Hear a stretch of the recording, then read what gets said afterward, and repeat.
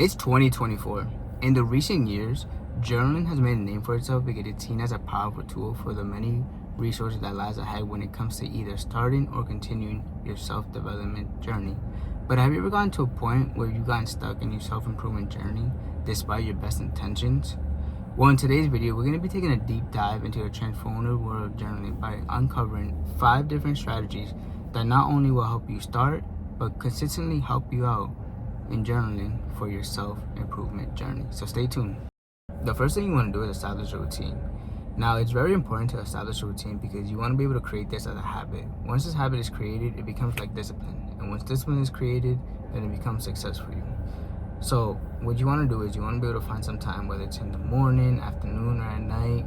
But, you want to be able to find some time, at least maybe 5, 10, or 15 minutes where you can be able to just write down your thoughts, your feelings, etc. So if you're a busy guy in the afternoon, for example, and you got some time in the morning, just, write down your thoughts right there in the morning. You could talk about, what do you expect on today to look like? Or vice versa. If you're a busy guy in the morning but have some time in the afternoon, talk about, how's everything going so far for you right now. So you definitely want to find some time for yourself throughout your day and just kind of, write down, how you're feeling. And then next, what you want to do is you want to be able to find an area too where you can just feel comfortable, whether it's in your car, whether it's in the office, in your room, wherever you may be, even outside too. Some people, like to write outside. It's not really a bad idea, but, you definitely want to be able to find an area where you feel comfortable with and just, write down your feelings there and your thoughts and your emotions. And then also too, if you want to take it up a notch, definitely add some accessories to it, to make it more comfortable for you. So, adding a candle or listen to music, whatever it is, whatever, you want to add to make the area more comfortable for you, definitely do it. For me, I like to listen to music. So, I just feel more comfortable listening to music. Sometimes here and there, I'll light a candle. Really just depends how I'm feeling. I like to do it sometimes when it's just raining because it's just nice. Cutting out, the rain, the candle, it creates like a more aesthetic type of vibe for me. So, find some time where you can be able to just, take at least 5, 10, 15 minutes and just, write down how you're feeling. And then next, just, find an area where you feel comfortable at and just, write them down there. So the second strategy is you want to be able to set clear expectations. So when it comes to setting clear expectations, I don't mean setting goals that are going to take you within a month's time frame, within half a year time frame, or even a whole year. I'm talking about goals that are going to take you at least a week for you to achieve. So I set goals that 9 times out of 10 I'm going to be able to achieve in a week time frame because, I want to be able to have time after I achieve it to be able to reflect on, how did I do? What could I have done better? How were emotions in this type of situation? What could I have done better, or should I just stay the same? Because overall, when you set like longer goals to achieve, you're gonna forget about half of the things leading up to it and how you achieved it. For me, at least personally, I would say set expectations that are gonna take you within at least a week time frame for you to be able to achieve, so you have more time to reflect on them. The third strategy is going to be using a prompt or a template. Now, it's important to have this, especially if you are journaling every single day. Let's be honest real quick, you're not gonna know what to write about each and every single day. So sometimes, being able to have a prompt or a template on the side, whether you found it online or you made it up yourself, is never a bad thing. It kind of, in my opinion, it creates more creativity for you. And for me, one of the prompts that I found recently online where I was like, wow, like this is actually like pretty interesting, like I definitely want to write about this for today, was it was talking about a moment in my life where I attempted something but I ended up quitting it after. What could I have done better? And for me, one of those times was when I started doing public speaking. I enrolled in a class where I can try to work on my public speaking because you always want to be comfortable speaking to anyone. And for me, like my first day there, it was intense. For me, I was just like, I got like anxious, I got sweaty, everything, all the above, and like, the teacher of course wanted us to just, look at everyone, but it's like, when you're first time doing it, it's like, you get so anxious about it. Just like, for me, most of the time I was just having my head down, reading the prompt or the script that I had at the time, because I was just like, no, I just couldn't really like just look at everyone, you know what I mean? Like all eyes were on me, so it was like, it was intense, you know what I mean? And after like the second class, I was like, like I'm not gonna go back anymore, because I just was like, nah, like forget that, I'll learn it eventually. And I wish I would have done it earlier.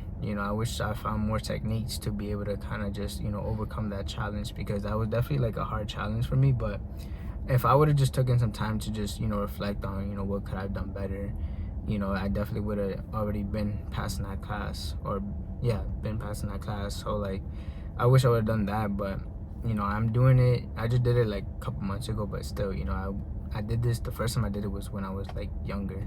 So like, now when I should have done it, I just wish I would have done it earlier. But yeah, that's one thing I definitely wish I could have just pulled through. But we ended up, doing it, but still, like, being able to achieve it at a younger age would have been nicer. The fourth strategy is going to be reflect on your progress.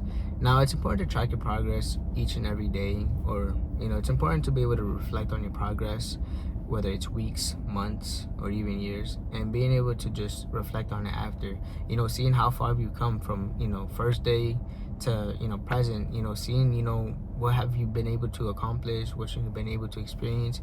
It's important to recognize that, sometimes it can get daunting, of course, when you feel like, you haven't accomplished anything that day, but then like just taking the time after and seeing, look how far I've come before that. It's like, it kind of gives you that more edge on, like, you got to continue this and move on, and being able to stay consistent, as each day, of course, is not guaranteed. It's not guaranteed as a day, for you to make progress and for you to accomplish everything. But as long as you finish through and you give it all 100%, that's all that matters. So definitely take some time and just reflect on it and see how far you've come. To reflect on your progress, right? You also want to take into account, like, and see, like, from an emotional standpoint, from a behavior standpoint, and from an attitude standpoint, like, how has everything been like? What have you been able to accomplish in that time frame? Have your emotions have gotten better? Have they not?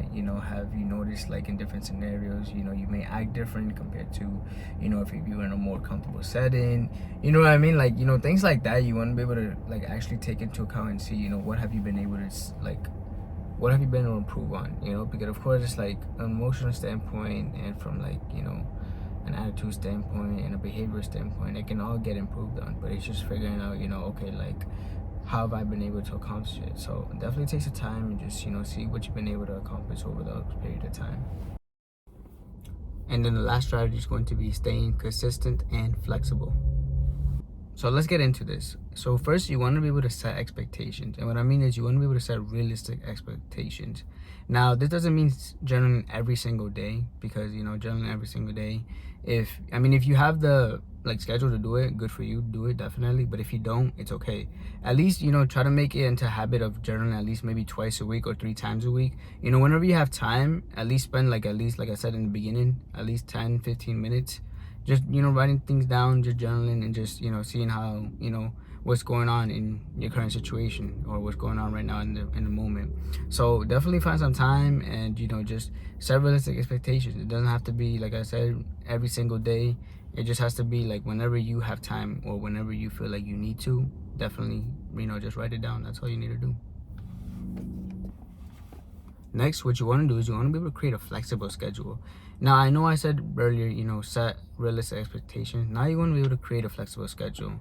Now, this means when you finally realize, when you can have some time in your schedule to journal and everything, you want to be able to actually, stay consistent with it. And that means, either pulling in a calendar of the time and date of when you're going to journal, and just making sure that you follow through with it. You know what I mean? This kind of gives you more accountability in order for you to hold yourself accountable to what you said you were gonna supposed to. So definitely find find like a flexible schedule where it fits in, and just just journal from there. It's important to just at least do it when you have time, but definitely try to make it more, add another adjustment by actually writing it down in your calendar of when you're gonna actually journal from what time to the end time. Next, what you want to do is you want to be able to prioritize consistency over perfection. Now, when it comes to journaling, some people may have like this, notion that, when it comes to journaling, that you got to be perfect and you got to, write for like 10-15 minutes straight. But in reality, you don't, If you can write for 5 minutes, write for 5 minutes. There's nothing wrong with that, Being able to journal for as long as you can, it's really up to you, because at the end of the day, you're the author, and you got the pencil in your hand, or the pen. So just write as much as you can, whether that's a couple sentences, or you know, a whole paragraph, you know, whatever it may be. But definitely just, you know, it doesn't have to be anything specific. It's not like, you know, you're gonna submit this for a grade or whatever. So definitely just, you know, don't think about it every time you're journaling as a way that, okay, you know, I gotta at least, you know, hit 3 pages before I go to bed, or I gotta hit 3 pages before I go to work. No, you know what I mean? Journal as much as you can. You know, whatever goes from your mind to the paper, just write it down, and that's all. We made it. I appreciate you guys for staying tuned in today's video. It really does mean a lot to me. I'm not gonna lie, we went on another journey, but this time it was more towards focusing on self-improvement. And don't get me wrong, when it comes to self-improvement, there are many ways you can go about this, but journaling was just our way of using it because it definitely has increased over the recent years. And you know, I felt like overall we needed to speak on this real quick. But you know, I just want to leave on this. But you know, whether you're starting or you're a continuous writer, remember that when it comes to self-improvement, each day is a step forward towards achieving who we want to become. So thank you guys again for staying tuned in today's video. Like, comment, and subscribe. Thank you.